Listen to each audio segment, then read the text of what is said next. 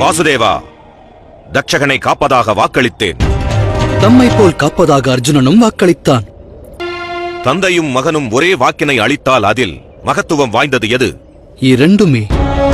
தந்தை பெறும் வெற்றி புதல்வனுக்கு ஞானத்தை வழங்கும். ஆனால் புதல்வனுடைய வெற்றி தந்தைக்கு பெருமை சேர்க்கும். நீ உதவி கேட்டு வந்தாயா அர்ஜுனா? அது அஸ்திரம் ஏந்தி வேண்டுவது அல்ல. நான் கற்ற கலையினை தற்போது வெளிப்படுத்தியதின் காரணம் யாதெனில் தம்மை மகிழ்விப்பதற்காகவே. ஆனால் அஸ்திரம் என்னை நோக்கி அல்லவா பாய்ந்தது? என் திசையிலும் தான் வாசம் செய்பவர். அவ்வாறு இருக்க எத்திசையில் அஸ்திரம் எய்து தம்மை நான் மகிழ்விப்பதென கூறுங்கள். நீ வேண்டும் சகாயம் யாதென கூறு. இங்கு உருவாக உள்ள எங்கள் நகரமானது தமது பெயராலேயே அழைக்கப்பட வேண்டும். இந்திரபிரஸ்தம் என்று போற்றப்பட வேண்டும். ஆனந்தமடைந்தேன் அர்ஜுனா.